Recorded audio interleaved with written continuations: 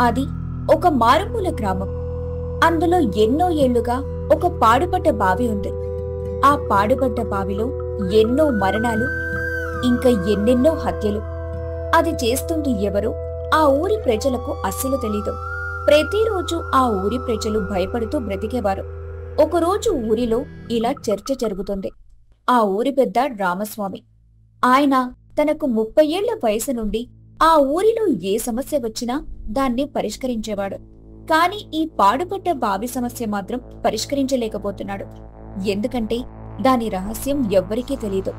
ఇదిలా ఉండగా ఊరి ప్రజలంతా ఒకరోజు ఒక పెద్ద చెట్టు కింద కలిసి ఊరి పెద్దతో చర్చించుకుంటున్నారు. అందులో సుబ్బయ్య అనే ఒక వ్యాపారి, అయ్యా రామస్వామి, ఈ పాత బావిలో ఉండే దయ్యాల కారణంగా నా వ్యాపారం సరిగా నడవడం లేదు. ఇతరులు ఈ ఊరిలోకి రావడానికి భయపడుతున్నారు. ఉన్నవాళ్ళు బయటకు వెళ్ళడానికి భయపడుతున్నారు. ఇలా అయితే నా వ్యాపారం ఎలా నడుస్తుంది? ఇక కొట్టు మూసేసి నేను ఇంట్లో భయపడుతూ బ్రతకాలి. ఒకవేళ నేను అలా భయపడుతూ బ్రతికినా నాకు ఆదాయం లేక, నా కుటుంబం ఆహారం లేక రోడ్డున పడతాం. ఇలా సుబ్బయ్య తన బాధను వ్యక్తపరుచుకోగానే మరొక వ్యక్తి ఇలా అంటాడు. అయ్యా, వ్యాపారులే కాదు, వ్యవసాయం చేసే నేను కూడా పంట దగ్గరికి వెళ్ళడానికి చాలా భయపడుతున్నాను. నా స్థలం ఆ పాడుబడ్డ బావి వెనకాలే. ధైర్యం తెచ్చుకొని వెళ్దామన్నా నాకు ధైర్యం సరిపోవట్లేదు. ఎన్నో ఏళ్లుగా ఆ పాడుబడ్డ బావిలోని ఆత్మలు ఈ గ్రామాన్ని పీడిస్తున్నాయి. దీని నుంచి మనకు ఇంకా ఎన్ని రోజులు ఇలా నిద్రలేని రాత్రులు గడవాలి? ప్రతి రాత్రి ఎవరినో ఒకరిని తనలో కలుపుకుంటుంది. ఇలా ప్రతి ఒక్కరూ తమ తమ సమస్యలని చెప్పుకుంటారు. రామస్వామి తన తల పట్టుకుంటాడు. ఏం చేయాలో అర్థం కాదు. ఎలా ఈ పాడుపడ్డ బావి నుండి బయటపడాలో తెలియటం లేదు. చూడండి ప్రజలారా, నేను చాలా ప్రయత్నిస్తున్నాను ఈ సమస్య నుంచి పరిష్కారం కోసం. వీలున్నంత త్వరగా నేను మన గ్రామాన్ని కాపాడుతాను. ప్రతి ఒక్కరికి సమస్యలున్నాయి. దానికి కారణం ఆ పాడుబడ్డ బావి. నేను ఈ శుక్రవారం మన పూజారులతో ఒక పూజ చేపించి ఆ బావిని మోయించి వేస్తాను. ఇలా రామస్వామి చెప్పగానే ఊరి ప్రజలంతా తిరిగి తమ ఇంటికి వెళ్లిపోతారు. శుక్రవారం రానే వస్తుంది. రామస్వామి గుడికి వెళ్లి పూజారులతో ఇలా మాట్లాడతాడు. స్వామి, ఈరోజు పూజ చేసి ఎలాగైనా ఆ పాడుబడ్డ బావి సంగతి ముగించి వేయాలి. అలాగే రామస్వామి గారు, మా ప్రయత్నం మేము చేస్తాము. ఈ కుంకుమ కాళీమాత వద్ద పూజించి తెచ్చిందే. ఏ ఆత్మ అయినా సరే భయపడాల్సిందే అని చెప్పి పాడుబడ్డ బావి వద్దకు పూజారి ఇంకా శిష్యులు వెళ్తారు. వెళ్లే దారిలో పాడుబడ్డ బావి నుండి ఏవో వింతగా అరుపులు రావటం మొదలయ్యాయి. ఆ అరుపులు విని పూజారితో వచ్చిన శిష్యులు భయంతో, స్వామి, స్వామి, ఏంటి అరుపులు అంత భయంకరంగా ఉన్నాయి? మాకు చాలా భయంగా ఉంది. ఎవరో మా వెనుకే వస్తున్నట్టు మాకు అనిపిస్తోంది. కాళ్ళు చేతులు ఆడడం లేదు. ఏం చేయమంటారో అని భయపడుతూ అన్నారు. అది విన్న పూజారి, శిష్యులారా, మీరు భయపడకండి. మన దగ్గర కాళీమాత పూజించి ఉన్న కుంకుమ ఉంది. ఆ ఆత్మ మనల్ని ఏమీ చేయలేదు. మీరు నిశ్చింతగా ముందుకు సాగండి. ఆ భయంకరమైన అరుపుల గురించి మీరు పట్టించుకోకండి. అవి మన దారి అడ్డగించే ప్రయత్నాన్ని చేస్తుంది. కొంత దూరం వెళ్ళాక పూజారికి ఎవరో ఒక స్త్రీ జుట్టుతో ఒక ఎండిపోయిన చెట్టు కింద నిల్చొని ఆ చెట్టుపై ఒక రాయితో రక్కుతున్న దృశ్యం వారికి కనిపిస్తుంది. ఇదిగో అమ్మాయి, ఎవరు నువ్వు? ఇక్కడ నువ్వేం చేస్తున్నావు? అసలు నీకు ఇక్కడ ఏం పని? ఎందుకు వచ్చావు ఇక్కడికి? అని ఎన్నో ప్రశ్నలు వేసినా ఆ అమ్మాయి మాత్రం ఆ ఎండిపోయిన చెట్టుని రక్కడం మాత్రం ఆపటం లేదు. తిరిగి సమాధానం కూడా ఇవ్వటం లేదు. స్వామి, నాకు తెలిసి ఆత్మ కావచ్చు. నాకెందుకో భయంగా ఉంది. మనం తిరిగి వెళ్ళిపోవడం మంచిది. కనీసం మన ప్రాణాలైనా కాపాడుకోవచ్చు.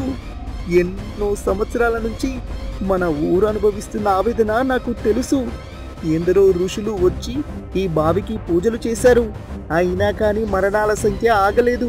రోజు రోజుకి పెరుగుతూనే ఉంది. అలాంటిది మనం ఈ ఒక్క రోజులో ఆపగలమా?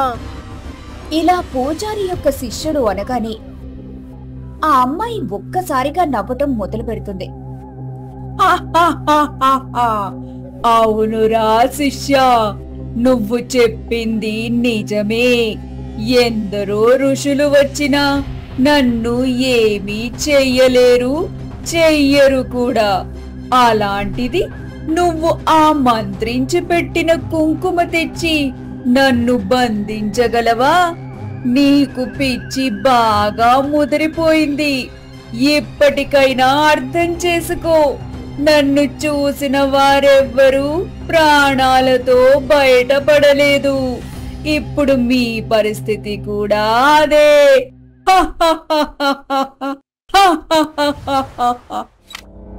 అని చెప్పి ఆ ఆత్మ ఒకేసారి వెనకాలకు తిరిగింది. చూడటానికి చాలా భయంకరంగా ఉంది. ఒళ్లంతా ఘాట్లతో నిండి ఉంది. తన కళ్ళు సూర్యుడిలా మండిపోతున్నాయి. తన పెద్ద పెద్ద పదునైన గూర్లతో ఉంది.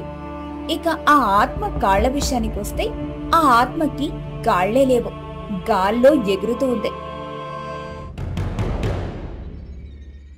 ఆ గాలికి తన పొడవైన జుట్టు ఆకాశమంతా విస్తరించింది. అది చూసి పూజారి ఇక శిష్యులు తమ ప్రాణాలను కాపాడుకోవడం కోసం పరిగెత్తుతున్నారు. అయినా కాని ఆ ఆత్మ వారి వెనకాలే వెంబడిస్తూ వచ్చింది. పరుగెత్తండి, పరుగెత్తండి, మీరు ఎంత దూరం పరిగెడతారో పరుగెత్తండి, కానీ ఈ రోజు మీ చావు నా చేతిలోనే. నన్ను తప్పించుకొని మీరు ఎక్కడికి వెళ్తారు నేను చూస్తాను అంటూ ఆత్మవారి వెంటపడి పూజారిని ఇంకా శిష్యులని చంపేసింది. వారిని చంపిన తర్వాత ఆ ఆత్మ తృప్తి చెంది తిరిగి ఆ పాడుపట్ట బావిలోకి వెళ్లిపోయింది. అక్కడ గదిలో ఉన్న రామస్వామి పూజారి కోసం ఎంతో ఆశగా ఎదురు చూస్తున్నాడు. కాని ఎంత చీకటి పడినా పూజారి మాత్రం రాలేదు. ఆ శిష్యుల జాడ కూడా తెలియలేదు. రామస్వామి అర్థం చేసుకున్నాడు, ఆ పాడుపడ్డ బావి పూజారిని మరియు శిష్యులను చంపేసిందని. ఈ విషయం గ్రామ ప్రజలందరికీ తెలిసిందే. వెంటనే రామస్వామి ఇంటికి వెళ్లారు. అయ్యో రామస్వామి, ఇక మీ వల్ల ఏం కాదు. ఈ ఊరంతా నాశనం అవుతుంది. ఈ ఊరిలో భయంతో మేం బ్రతకలేము. వెంటనే ఈ ఊరిని వదిలిపెట్టి వెళ్ళిపోతాం. నా నుంచి ఒక చిన్న సలహా. ఏంటి సోమేష్ అది? మీరు కూడా ఈ ఊరు వదిలిపెట్టి వెళ్ళిపోండి. ఈ ఊరిలో ఉన్న సమస్య అంతా సులువుగా మీరు పరిష్కరించలేరు. మీరు పరీక్షించేలోపు ఈ ఊరు వల్లకడవుతుంది. అందుకే అలా అవ్వకముందే నేను ఈ ఊరు వదిలి వెళ్ళిపోతాను. కానీ సోమేష్, ఈ ఊరు వదిలి నువ్వు ఎక్కడికని వెళ్తావు? నీ సొంత పొలంని వదిలి ఏ పని చేస్తావు? నీ భార్య పిల్లల్ని ఎలా పోషించుకుంటావు? పట్నంలో నేను ఏదో ఒక పని చేసుకుంటా అయ్యా. వచ్చిన డబ్బుతో ఇల్లు గడిపిస్తాను. ఈ ఊరు వదిలి వెళ్ళిపోతే కనీసం నా భార్య పిల్లలు నేను ప్రాణాలతో ఉంటాం. ఇలా సోమేష్ తన బాధని వ్యక్తపరుచుకున్నాడు. సోమేష్ అన్న మాటలకు రామస్వామి తిరిగి సమాధానం ఇవ్వలేకపోయాడు. ఇక ఏం చేయలేక మౌనంగా ఉండిపోయాడు. రామస్వామి మౌనాన్ని గమనించిన గ్రామ ప్రజలు తాము కూడా గ్రామాన్ని వదిలి వెళ్లిపోవాలని నిర్ణయించుకున్నారు. అలా రాత్రవుతుంది. చీకటి పడగాని అందరూ తమ ఇంట్లోకి వెళ్లిపోయి తలుపులు గట్టిగా వేసుకుంటారు. రామస్వామికి నిద్ర పట్టదు. తను ఈ ఆత్మల బారి నుండి గ్రామాన్ని ఎలా రక్షించాలని ఆలోచిస్తూ ఉంటాడు. కాని రామస్వామికి ఏ ఆలోచన తట్టదు. అలా ఆలోచిస్తూ తనలో తానే ఇలా అనుకుంటాడు. గ్రామ ప్రజలందరూ నేను గొప్పవాడినని నాకు ఈ గ్రామ పెద్ద అధికారం ఇచ్చారు. కానీ నేను ఈ సమస్యని పరిష్కరించలేకపోతున్నాను. ఎంత ఆలోచించినా ఏ ఆలోచన నాకు తట్టడం లేదు. దేవుడిపైనే భారం వేసినా ప్రయోజనం లేదు. ప్రజలందరూ గ్రామం వదిలి పట్నం బాట పడుతున్నారు. భయం కారణంగా వారు ఏ పని చేయలేకపోతున్నారు. ఏం చేయాలి? నా వంతు ప్రయత్నం నేను చేస్తూనే ఉన్నాను. ఎంతో మంది ఋషులు పూజారులు వచ్చి ఎన్నో పూజలు చేశారు. కానీ ప్రయోజనం లేదు. ఆ కనికరం లేని ఆత్మ అందరినీ చంపివేసింది. అసలు తనకేం కావాలో నాకు అర్థం కావడం లేదు. కానీ ఈ ఊరిని ఇంకా ప్రజలని ఎలాగైనా కాపాడాల్సిన బాధ్యత నాపై ఉంది. కాబట్టి ఈ సమస్యకు పరిష్కారం దేశపు ఏ మూలలో ఉన్నా వెతికి తీసుకొచ్చి ఆ ఆత్మను ఈ ఊరి నుండి తరిమి కొట్టాలి. రేపే నా ప్రయాణాన్ని మొదలు పెడతాను అని ఆలోచిస్తూ నిద్రలోకి జారుకుంటాడు. మరుసటి రోజు ఉదయం రామస్వామి ఈ సమస్యకు గల పరిష్కారం కోసం ఒక ఊరికి కాలినడకన ప్రయాణిస్తుంటాడు. అప్పుడు ఆలోచనలో పడి రామస్వామి ఎక్కువ దూరం నడుచుకుంటూ వెళ్లిపోతాడు. ఎండ తీవ్రత ఎక్కువగా ఉండటం కారణంగా రామస్వామి స్పృహ కోల్పోతాడు. రామస్వామి తలకు గాయమవుతుంది. అదే దారిలో వెళ్తున్న సాధువు రామస్వామిని చూసి తన ముఖం మీద నీళ్లు చల్లుతాడు. కొంత సమయానికి రామస్వామి మేలుకొని సాధువుతో ఇలా అంటాడు. స్వామి, ఎవరు మీరు? నాకేమైంది? చూడు నాయనా, నీకు ఏమీ కాలేదు. ఎండ ఎక్కువగా ఉంది కదా, అందుకని కాస్త కళ్ళు తిరిగినట్టుగా అనిపించి ఉంటుంది. చూస్తుంటే ఏదో బాధలో ఉన్నట్టు ఉన్నావు. ఏంటి నాయనా అది? నాకు సహాయం చేసినందుకు కృతజ్ఞతలు స్వామి. సమస్య అంటూ ఏమీ లేదు. నా దగ్గర దాస్తున్నావా నాయనా? నువ్వు చెప్తే కానీ నాకు తెలియదు అనుకుంటున్నావా? ఎన్నో సంవత్సరాలు నేను ఎన్నో గ్రంథాలను చదివాను.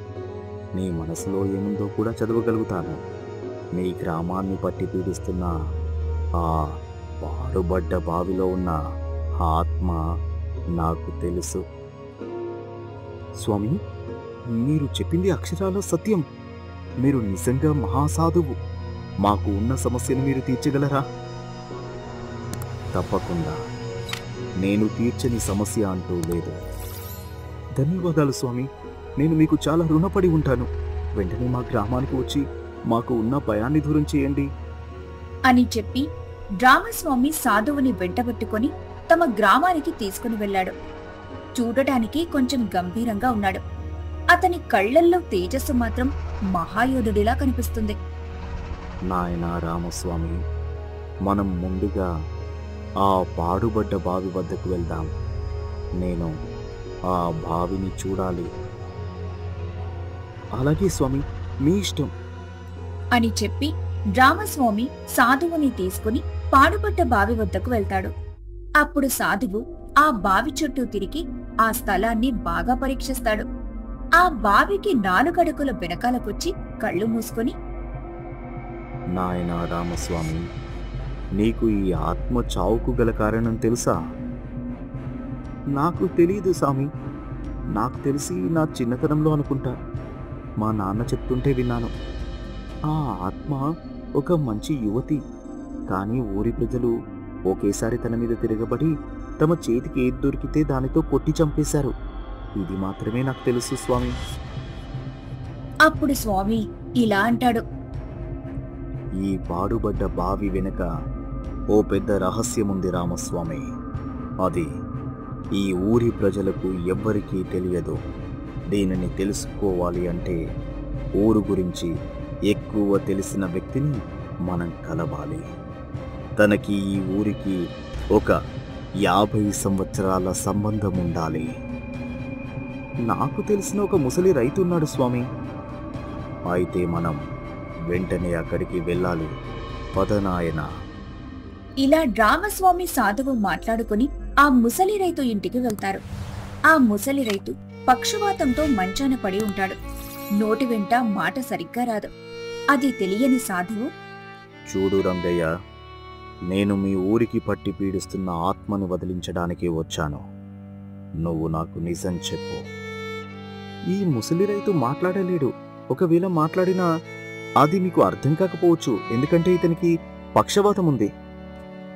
ఆ మాటలు వింటున్న ఆ ముసలి రైతు తను మాట్లాడడం ఇబ్బందిగా ఉన్నా ఇలా అంటాడు.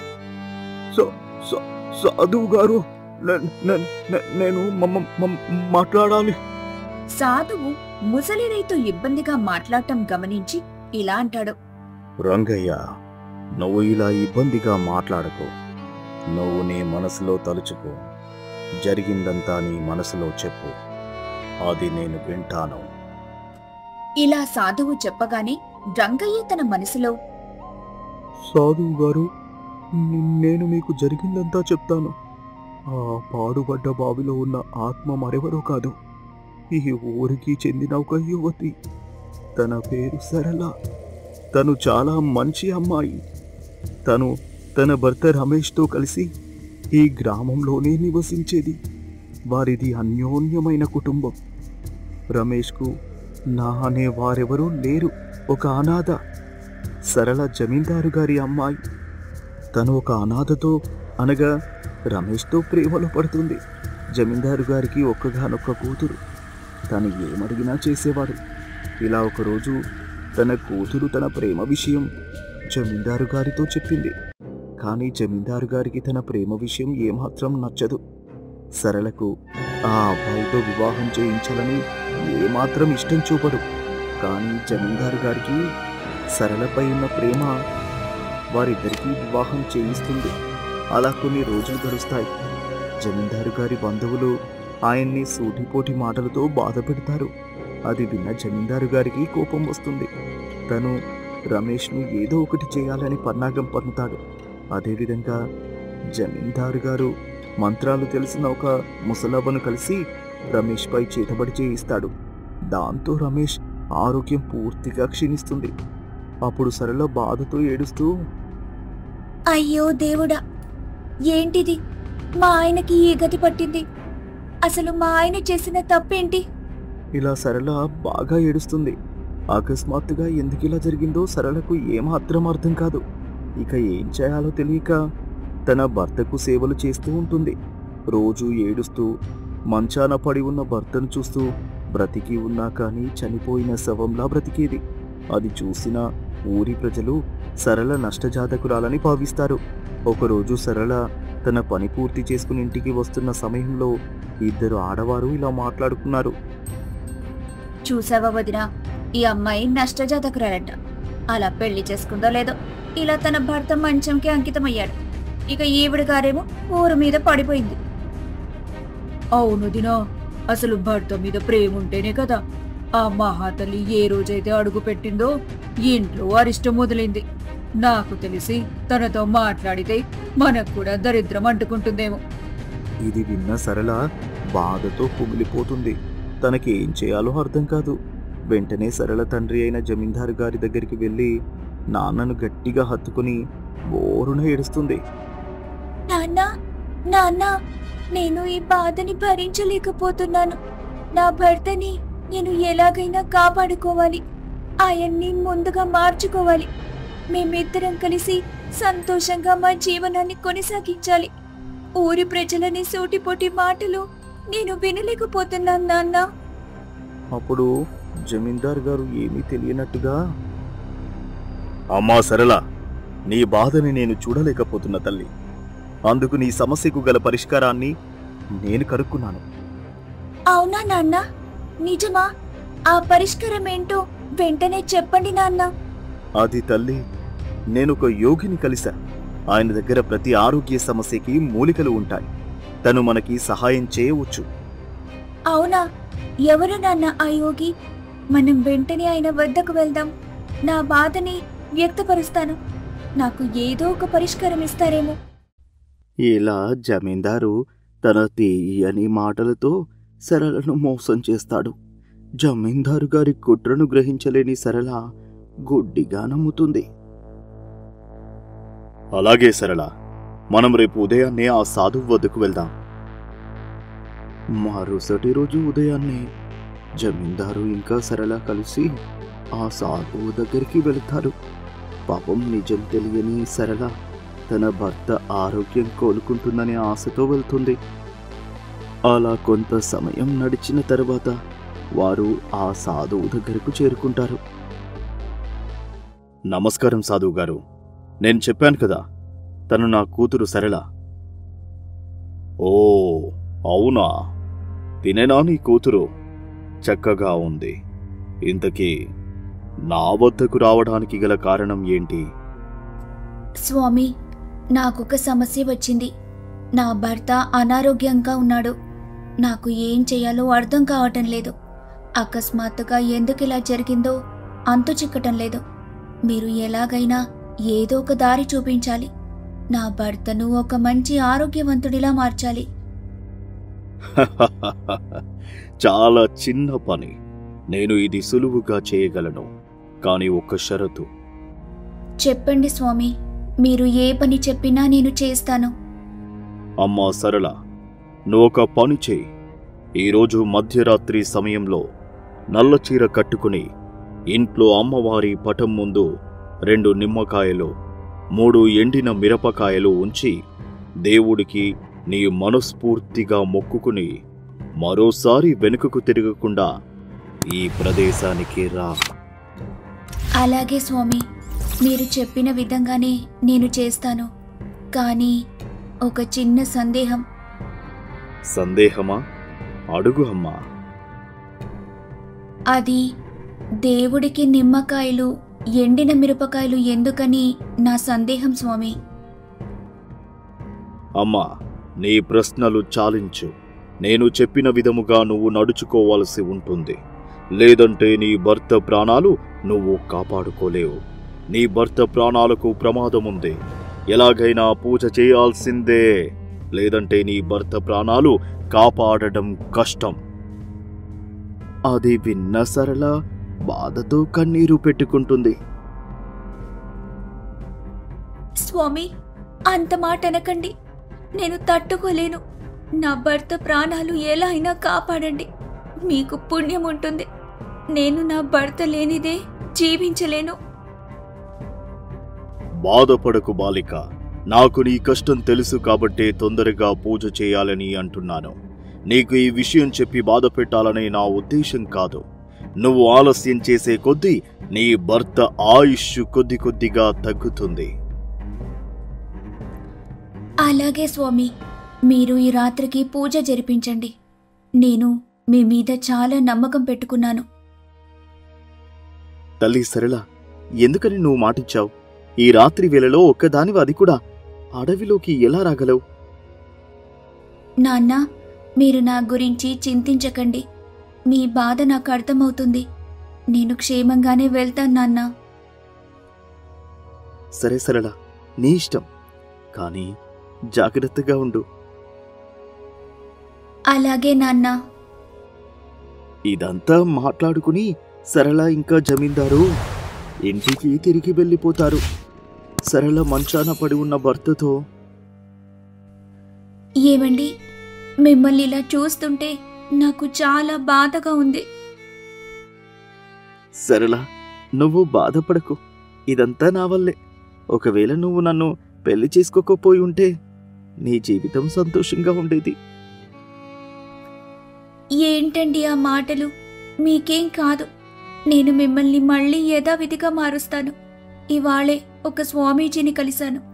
ఆయన మనకి సహాయం చేస్తానని మాట ఇచ్చాడు. ఇక మన కష్టాలన్నీ తీరిపోతాయండి. ముందులాగే మనం సంతోషంగా మన జీవితాన్ని గడపొచ్చు. అలా ఆ రోజు ముగుస్తుంది. చీకటి పడుతుంది. సమయం 2 అవుతుంది. సరళ ఆ సాధువు చెప్పినట్టుగా నల్లచీర కట్టుకుని దేవుడి పటం ముందు 2 నిమ్మకాయలు 3 ఎండిన మిరపకాయలు పెట్టింది. వెనక్కి తిరగకుండా ఆ యోగి ఉన్న ప్రదేశానికి వెళ్ళింది. సరళ, సరిగ్గా నేను చెప్పిన సమయానికి వచ్చావు. ఇలారా, ఇక్కడ కూర్చో. కళ్ళు మూసుకో. నీ మనసులో ధ్యానం చేసుకో. నీ భర్తని ఆలోచించు. అలాగే స్వామి. ఆ సాధువు మాటలు నమ్మి సరళ ఆ పూజలో కూర్చుంది. సరళ కళ్ళు మూసుకుని ఉన్న సమయాన్ని అదునుగా తీసుకుని తనపై తెల్లని పొడిని జల్లి సరళను వశపరుచుకుంటాడు. ఇదిలా జరుగుతుండగా మరోపక్క జమీందారు నాతో ఇలా చెప్పాడు. రంగయ్య, నువ్వు నా వద్ద కొన్ని సంవత్సరాలుగా నా పంట పొలంలో నిజాయితీగా పనిచేస్తున్నావు. అందుకు నేనొక బహుమతి ఇవ్వాలనుకుంటున్నాను. ఏంటి జమీందారు గారు అది? నీకు 2 కూతురులున్నారు కదా, వారి బాధ్యత నేను తీసుకుంటాను. మంచి సంబంధం చూసి వారిద్దరికీ పెళ్లి చేస్తాను. ఇక నీ కుటుంబానికి ధనం ఇస్తాను. నీ అవసరాలు, అప్పులు అన్నీ తీరిపోతాయి. రోజు కూలి పని చేసే నాకు అంత డబ్బు ఒకేసారి చూసేసరికి ఆశ పెరిగింది. అయ్యా, మీరు నిజంగా మా దేవుడు. నా దగ్గర పనిచేసే నీకు నేను కాకపోతే మరెవరు సాయం చేస్తారు రంగయ్య? కానీ నువ్వు నాకు ఒక సహాయం చేసి పెట్టాలి. సహాయమా? ఏంటి జమీందారు గారు అది? మరేం లేదు రంగయ్య, నేను చెప్పిన పని తూచా తప్పకుండా నువ్వు చేస్తే చాలు. నా కూతురు సరళ ఒక అనామకుడితో ప్రేమలో పడి పెళ్లి చేసుకున్న విషయం అది ఈ ఊరంతా తెలుసు. దానివల్ల నా బంధువుల దగ్గర మరియు నా ఊరిలో నా పరువు పోయింది. నేను వాడిని ఊరికే వదిలేయాలని అనుకోలేదు. అందుకు సాధువు దగ్గర పూజ చేయించి అతడు మంచానికి అంకితమయ్యేలా చేశాను. ఇప్పుడు నేను సరళ నా కూతురిగా ఏకీభవించాలని అనుకోవట్లేదు. అందుకు నువ్వు మన గ్రామంలోని ప్రజలకు సరళ ఒక సాధువుతో కలిసి ఊరిని నాశనం చేయాలని పూజలు చేపిస్తుందని ప్రచారం చేయి. అది తెలిసిన ప్రజలు సరళపై కోపంతో తమ చేతికి ఏది దొరికితే దానితో సరళపై దండెత్తి తనని చంపేస్తారు. కాని అయ్యా, సరళ మీ కన్న కూతురు. ఇలా చేయడం తప్పు. నేను ఈ పనిని చేయలేను, నా వల్ల కాదు. ఆలోచించుకో రంగయ్య, నువ్వు ఈ పని చేస్తే నీ ఇద్దరు కూతురులు సంతోషంగా తమ జీవితాన్ని గడుపుతారు. నువ్వు నీ భార్య అప్పుల చింత లేకుండా ఆనందంగా జీవిస్తారు. నీకు దీనికంటే ఇంకా ఏం కావాలి? ఒక్కసారి ఒప్పుకుంటే కావలసినంత ధనం నీ కళ్ళ ముందు పెడతాను. నా మనసు ఈ పనికి ఒప్పుకోలేదు. కాని నా కూతురుల గురించి ఆలోచించి సరే అని ఒప్పుకున్నాను. జమీందారు చెప్పినట్టు గ్రామంలోని ప్రజలకు పెదమ్మ, మహేష్, రంగమ్మత్త, ఓ పుల్లయ్య, అందరూ ఇలా రండి, మీ అందరికీ ఒక ముఖ్యమైన విషయం చెప్పాలి. అలా పిలవగానే గ్రామంలోని ప్రజలు తమ తమ ఇళ్లలో నుంచి బయటకు వచ్చి నా ముందు నిల్చున్నారు. అప్పుడు వారితో, అందరూ వచ్చారా?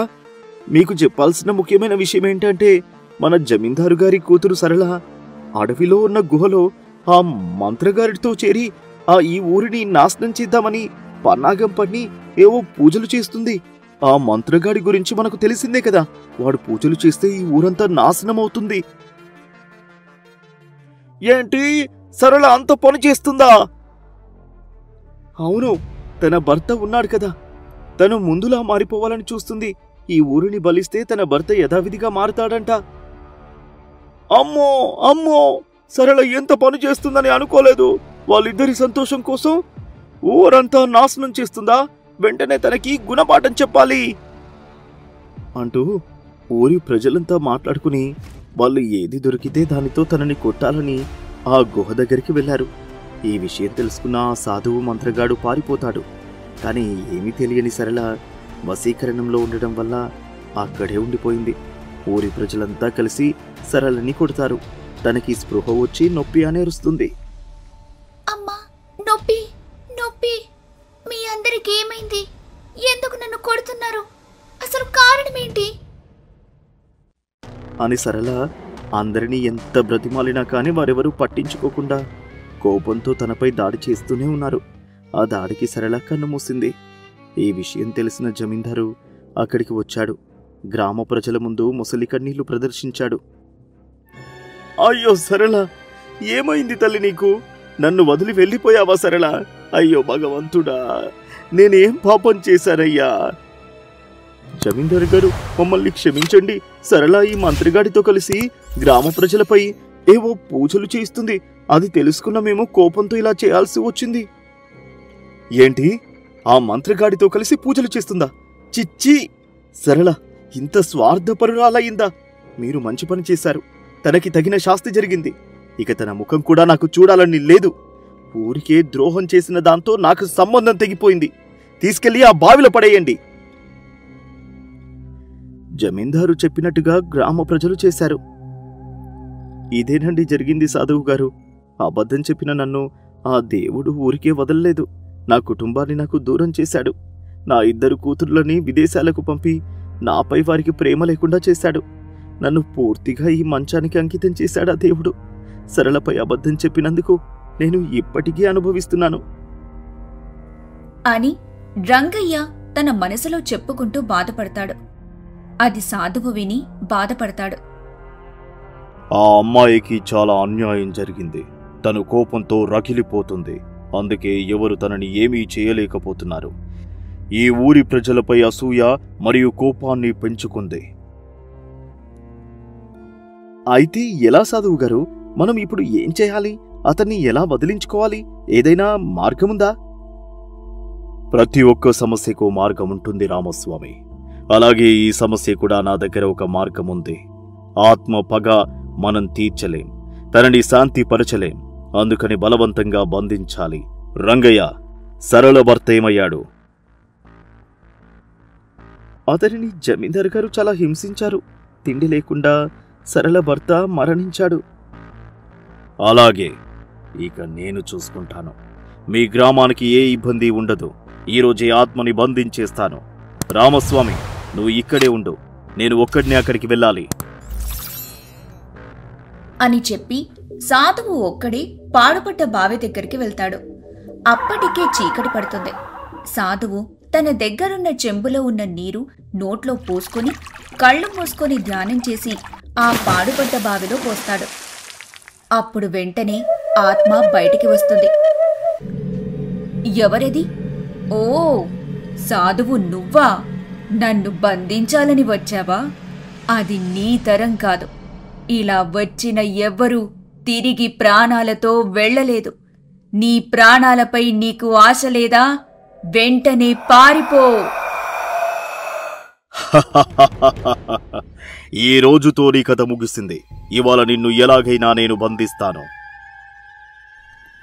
అంటూ సాధువు మంత్రాలు చదువుతూ ఉంటాడు. ఆ మంత్రాలకు ఉరుములతో గాలి బాగా వేస్తుంది. ఆత్మ ఘోషిస్తుంది. ఆ మంత్రాలు ఆపమని వేడుకుంటుంది. ఆపు, మంత్రాలు చదవటం ఆపు, నేను లొంగిపోతాను అని చెప్పగాని సాధువు మంత్రాలు ఆపేస్తాడు. దాంతో ఆత్మ ఇలా అంటుంది. చూసావా, నీ మంత్రాలు ఆగిపోయేలా చేశాను. నువ్వు నన్ను బంధించలేవు. నేను నీ దగ్గర ఎప్పటికీ లొంగిపోను. నన్ను ఎవరూ బంధించలేరు. ఆహా, అలా అంటావా? అయితే నా మంత్రాన్ని ఆపి నువ్వు నాకు కోపం తెప్పించావు. ఇక చూడు నిన్ను నేనేం చేస్తానో అని చెప్పి సాధువు కళ్ళు మూసుకొని ధ్యానం చేస్తాడు. ఒక్కసారిగా సరళ భర్త ప్రత్యక్షమయ్యాడు. అది కూడా ఒక ఆరోగ్యవంతమైన యువకుడిగా. అది చూసి సరళ అంతా మరిచిపోయింది. తను ఆత్మనే సంగతే మరిచిపోయి తన భర్త దగ్గరికి వెళ్ళి, మహేష్, ఎలా ఉన్నావు? నిన్ను చూసి చాలా రోజులయ్యింది. నేను నీకోసమే ఎదురు చూస్తున్నాను మహేష్. అతను మహేష్ కాదు, సాధువు మంత్రమని సరళ గ్రహించలేదు. తన భర్తని చూడగానే ఆ ఆత్మ బాధపడుతుంది. ఇదే మంచి సమయం అని చెప్పి తన చెంబులో ఉన్న మరికొన్ని నీళ్లను తీసుకుని సరళపై చల్లుతాడు. సరళ ఒళ్లంతా కాలిపోతుంది. తను ఒక పొగ రూపంలో సాధువు వద్ద ఉన్న సీసాలోకి వెళ్ళిపోతుంది. చూసావా, నేను నిన్ను బంధించాను. నువ్వు నా మాయలో పడిపోయావు అని చెప్పి ఆ సీసాను వెంట పెట్టుకుని గ్రామ ప్రజల ముందుకు వెళ్తాడు సాధువు. చూడండి ప్రజలారా, నేను ఈ ఆత్మని బంధించాను. ఇక మీకు ఏ ఇబ్బంది ఉండదు. మీరు నిశ్చింతగా ఈ గ్రామంలో ఉండవచ్చు. ఇక మీకు ఏ భయం అనేది ఉండదు. మీకు చాలా ధన్యవాదాలు సాధువు గారు. మా గ్రామం మొత్తం మీకు రుణపడి ఉంటుంది. అవును సాధువు గారు, మీరు మా పాలిట దేవుడు. మేము బాధలో ఉన్న సమయంలో దేవుడిలా వచ్చి మమ్మల్ని కాపాడారు. మీకేమిచ్చినా తక్కువే. ఇక గ్రామంలోని ప్రజలంతా సంతోషంగా ఉండడమే నాకు కావాలి అని చెప్పి సాధువు అక్కడి నుంచి వెళ్ళిపోతాడు.